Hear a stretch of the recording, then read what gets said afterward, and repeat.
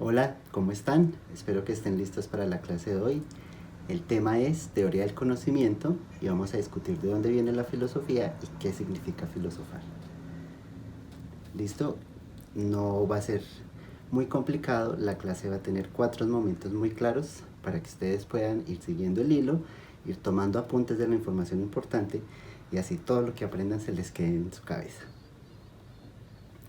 ¿Cuáles van a ser las partes? Vamos a hablar del nacimiento de la filosofía, el famoso paso del mito al logos o el milagro griego. Luego vamos a hablar qué cualidades tiene un filósofo, o sea, qué los hace tan diferentes a los demás. Y filosofando ando, que es la reflexión en la que vamos a mirar todo esto, para qué nos sirve. Entonces empecemos. El nacimiento de la filosofía. ¿Quién se inventó ese nombre? ¿De dónde viene? ¿Por qué hablamos así? Pues vamos a explorar precisamente todo eso. Vamos a mirar por qué la filosofía es parte natural de quienes somos como seres humanos. Y eso empieza, pues vamos a explorar un poquito cómo era ese momento la vida en Grecia. Se dan muchos factores que llevan a ese cambio, a dejar atrás las explicaciones que realmente no satisfacían a nadie, y ellos empiezan a descubrir muchas cosas. Los griegos empezaron a viajar por el Mediterráneo y empezaron a tener contacto con otras culturas. Tuvieron otra ventaja, y es que no tenían textos sagrados, es decir, ellos no tenían un libro así como la Biblia o como el Corán o como el Mahabharata, no tenían textos religiosos y tampoco tenían sacerdotes. O sea, ellos podían cuestionar este tipo de cosas, este tipo de mitos, y no había nadie que les impidiera expresarse libremente. Otra cosa también que los va a ayudar bastante es que más o menos hacia el siglo VII, se calcula, siglo VII, siglo VIII, toda la tradición oral que tenían los griegos, todos los mitos, los empezaron a escribir en un libro que se llama La Teogonía de Hesiodo. Al ellos escribir el mito, ya no lo pueden cambiar. Antes la tradición oral les permitía adaptar el mito para dar una explicación nueva, pero ahora el mito ya no se puede cambiar porque está escrito, y al estar escrito, pues la gente va a empezar a cuestionar por qué ya no puedo demostrar lo que dice el mito. ¿A qué se refiere eso? Que cuando yo comparo lo que dice el mito y lo comparo con la realidad, ya no es lo mismo. Entonces eso los hizo a ellos reflexionar mucho sobre, bueno, ¿por qué el mito es así? Ahí vemos, por ejemplo, que existen muchos dioses y todos esos dioses hacían muchas cosas, y para ellos eso era confuso porque los griegos pensaban que sus dioses eran los únicos. Y cuando ellos viajan a Egipto, a Mesopotamia, a Fenicia y a todas esas civilizaciones que habitaban en el Mediterráneo, descubren que hay muchos mitos y hay muchos dioses. Entonces, ¿qué creer? ¿Sí? Por ejemplo, pensemos en el mito de Bochica, que nos da una explicación de cómo se formó el salto del Tequendama. Tenemos los mitos egipcios, ¿sí? Y tenemos al dios Ra, que era el sol. Tenemos la Torre de Babel, que explica el origen de los idiomas. Pero eso, ¿cómo lo puedo yo contrastar con la realidad? Para los griegos eso les generó como un poquito de sospecha y eran muy escépticos al respecto. También algo que pasó, y es que los griegos empezaron a tener ciudades muy grandes. Ahí es donde surge la famosa polis o ciudades-estado, y esas ciudades pues agrupaban mucha gente que venía de muchas partes y había muchas mezclas de culturas, y ellos empezaron a notar que todos tenían creencias diferentes y que las explicaciones que daban sobre los fenómenos de la realidad eran diferentes también. Entonces eso les generó a ellos un poquito de duda, y por eso empezaron a pensar en otra forma de tratar de explicar esos fenómenos que antes sencillamente no podían entender solo con el mito. O sea, empiezan a pasar lentamente hacia una explicación más racional y dejan atrás el mito. Y pues una cosa que no se puede negar es que los griegos, cuando empiezan a ser buenos comerciantes, empezaron a ahorrar mucho dinero, empezaron a acumular, y eso les permitió tener esclavos.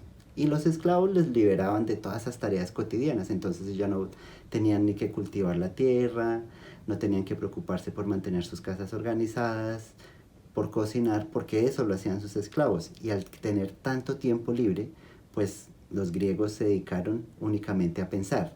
La filosofía nace del ocio, nace de no tener que hacer nada y podernos sentar a observar la naturaleza y a pensar cómo funciona. Eso es supremamente importante, porque nos explica qué es necesario para poder pensar filosóficamente. Ahí es cuando ellos dan el famoso paso del mito al logos. Todos esos filósofos, antes de volver a Grecia, porque todos vivían en muchas de las colonias fuera de Grecia, empezaron a encontrar todas estas cosas como que no eran muy compatibles. ¿Qué había en el mito? ¿Qué es lo que tiene el mito que los hizo a ellos dudar y pasar de la explicación mítica, que nos da como un poco de cuenta qué es lo que pasa con la realidad, a llegar a la explicación racional y a buscar las causas suficientes? Esos primeros pensadores, los vamos a llamar por ahora, pues encontraron ciertas cosas, como por ejemplo, que en los mitos se presentaban muchas cosas que eran impredecibles. Ellos, cuando observaban la realidad, no sabían por qué habían tormentas, por ejemplo, y entonces le atribuían las tormentas de rayos a Zeus y decían que era que Zeus estaba enojado y lanzaba desde arriba, desde el Olimpo, donde vivían los dioses, todos los rayos a la tierra, y eso explicaba el fenómeno.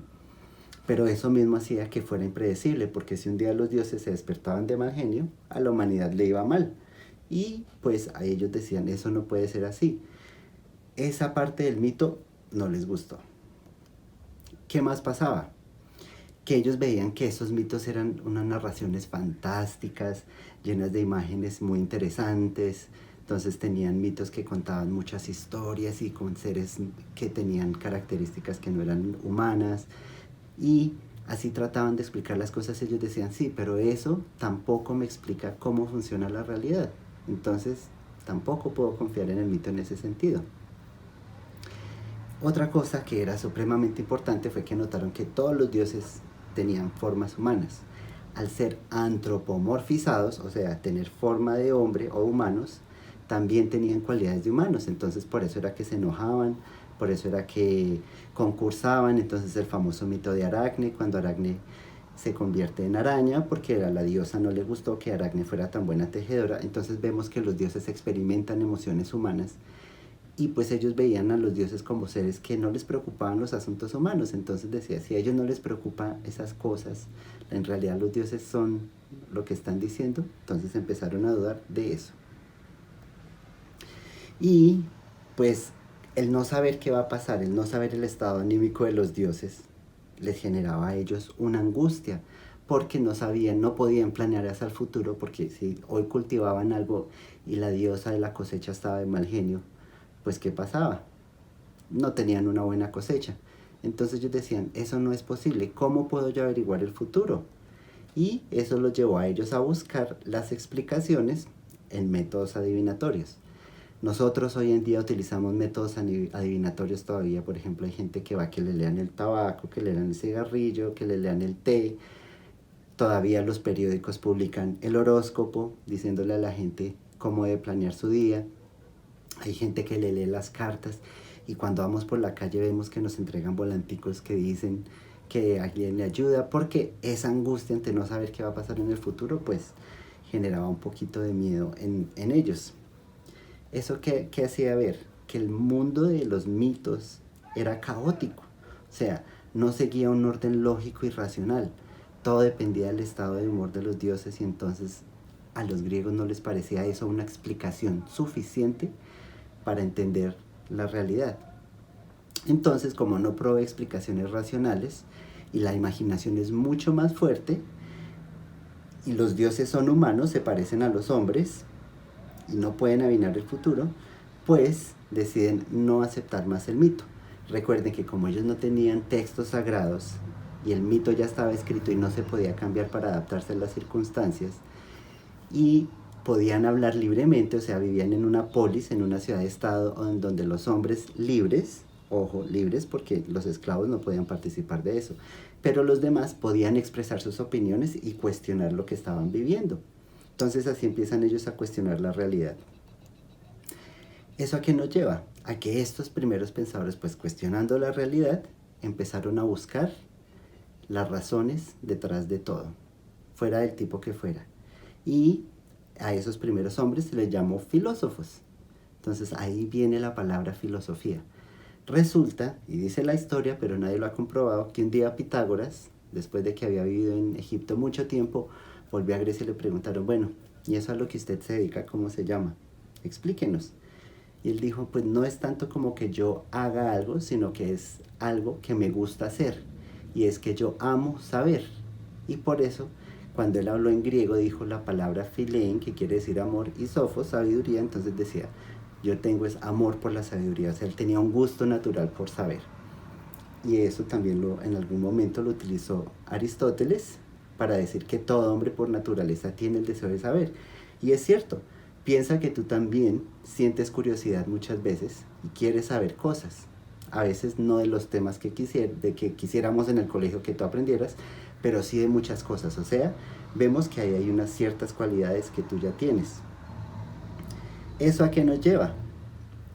A mirar que debemos pensar qué características tienen los filósofos. O sea, cómo podemos definir a un filósofo, qué es lo que hace el filósofo, a qué se dedica un filósofo y por qué tenemos que aprender filosofía también, por qué tenemos que ver esta asignatura. Y eso viene de dos cualidades muy importantes, que son la admiración y la curiosidad.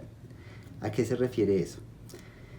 Cuando nosotros observamos en la naturaleza, en la realidad que nos rodea, cosas que no podemos explicarnos, eso nos genera una curiosidad. Siempre. A todos en algún momento nos genera curiosidad algo. Sea el tipo de curiosidad que sea y sea el fenómeno que sea. En principio, pues nosotros recurrimos al mito para explicarlo, pero a veces empezamos a encontrar otras formas de explicación. Ya vamos a ver eso cómo funciona. Y en el sentido de la admiración es porque todos los filósofos sienten admiración por la realidad precisamente, por lo compleja que es, por todas las cosas que intervienen. Entonces los filósofos se quedan pensando, ¿por qué eso es así? ¿Y por qué es así? No es de otra manera, ¿lo puedo cambiar? ¿Qué necesito hacer para entender eso? Entonces esa admiración por la realidad y tratar de entenderla son dos cualidades esenciales en todo filósofo y son cualidades que tenemos todos los seres humanos. A todos nos gusta aprender, nos gusta saber cosas nuevas y también nos admiran muchas cosas. Entonces la idea es empezar a desarrollar esas dos cualidades. Cuando a mí me preguntan que quiénes son los mejores filósofos del mundo, yo les digo los niños. Entonces todo el mundo se queda pensando, ¿pero por qué los niños? Resulta que los niños tienen una particularidad. Para ellos el mundo es todo nuevo. Ellos hasta ahora están empezando a conocer el mundo. Y entonces siempre que llegan a esa edad, todos los hemos visto, en que empiezan a preguntarle, mamá, papá, ¿por qué pasa esto? ¿Por qué pasa lo otro? ¿De qué está hecha la luna? ¿Qué es el sol? ¿Por qué las nubes flotan? ¿Por qué se esconde el sol? Todas esas preguntas que ellos se hacen es porque sienten curiosidad. No entienden todavía cómo funciona el mundo y eso les produce un poco de admiración. Ellos se sienten asombrados al descubrir todas estas cosas nuevas y por eso esas cualidades son tan importantes para los filósofos, porque es el explorar, el empezar a conocer y los niños siempre lo van a hacer. Es algo que nosotros a medida que vamos creciendo vamos perdiendo, pero que podemos volver a retomar. Eso es lo que nos lleva a aprender matemáticas, a aprender química, a aprender biología, a aprender todas las asignaturas que vemos en el colegio, pues viene precisamente la curiosidad y el asombro que sentimos por la realidad. Lo que nos lleva a pensar en lo siguiente. Bueno, si todos tenemos esas cualidades, ¿por qué yo no le veo un sentido práctico? La pregunta del millón, yo les digo siempre que empezamos la clase. Profe, ¿yo por qué tengo que aprender esto? ¿Para qué nos sirve la filosofía? Y entonces aquí viene la respuesta. ¿Cuál es la aplicación práctica? ¿Para qué me sirve? O sea, ¿por qué tengo que ver filosofía? Resulta que nosotros vivimos en un constante paso del mito al logos. ¿Qué quiere decir? Nosotros crecemos creyendo mitos. Los papás cuando estamos creciendo no nos dan explicaciones racionales, sino que ellos nos cuentan historias, o sea, utilizan su imaginación y nos cuentan una historia para explicarnos, ¿cierto? Entonces, cuando tú preguntas ¿para qué sirve la filosofía? Precisamente es una pregunta filosófica. Estás demostrando que tienes la cualidad del filósofo, porque te asombra tener que ver filosofía en el colegio y porque te da curiosidad tener que ver una asignatura que a veces parece, no siempre, muy complicada. Entonces, como vemos, Tú, igual que los filósofos de la antigüedad, los primeros filósofos, pides razones, necesitas explicaciones, porque es natural querer saber. Siempre vamos a querer saber, siempre vamos a pedir explicaciones. Entonces, eso pasa. Y resulta que todos los días nosotros damos pasos del mito al logos, como hacían los griegos. Cuando tú ves, por ejemplo, que hay algo que no te satisface, pues entonces tú empiezas a buscar información porque quieres una razón, quieres entenderlo, ¿sí? Eso pasa también a medida que vamos creciendo y vamos pasando por el colegio. Entonces, cuando ya vemos que no es cierto quién trae los regalos, esa pregunta siempre la hacemos como niños hasta que llega un día en que descubrimos quién trae los regalos. Entonces superamos ese mito, esa creencia, para ver cuál es la explicación real, cuál es la explicación racional. ¿Sí? Y otra cosa que es muy importante es que a veces nosotros tendemos a creer las cosas sin cuestionarlas. ¿Por qué? Porque a veces nos da pereza pensar, que eso no debería pasar porque pensar no es difícil, tú piensas todo el tiempo, pero hay que hacerlo de todas maneras. Y eso lo vemos sobre todo en este momento con las redes sociales, porque nos inundan de información y nosotros no nos cuestionamos, no vemos que de pronto detrás de esa información que vamos a llamar información falsa, lo que se están creando son mitos, y la gente prefiere creer el mito a averiguar si es verdad o no. O sea, no hacen una verificación. Y entonces ahí te das cuenta que estás haciendo un ejercicio filosófico y empiezas a aplicarlo en tu vida diaria. Eso también tiene otro lado práctico. Resulta que la filosofía no solamente nos ayuda a eso, sino que en el colegio tiene unas aplicaciones que tú poco a poco vas a ir descubriendo. Por ejemplo, te ayuda a conocerte, te hace reflexionar sobre quién eres tú y cuál es tu lugar en el mundo. Esos ejercicios los hacemos mucho a veces en clases de ética también, del autoconocimiento. Aprendemos a pensar más y mejor. Tú aprendes a pensar bien, a pensar claro, a ser más analítico y empiezas a utilizar herramientas lógicas mucho mejor. Te hace curioso y eso es bueno, ser curioso es bueno porque empiezas a preguntar. Y en filosofía preguntar es muy importante. Si tú no preguntas, no aprendes. Por eso siempre las clases tienen una pregunta con la que comenzamos y siempre va a seguir esa forma de hacerlo, porque es importante, eso nos lleva a entender mucho. Además, mejora el rendimiento escolar, ¿por qué?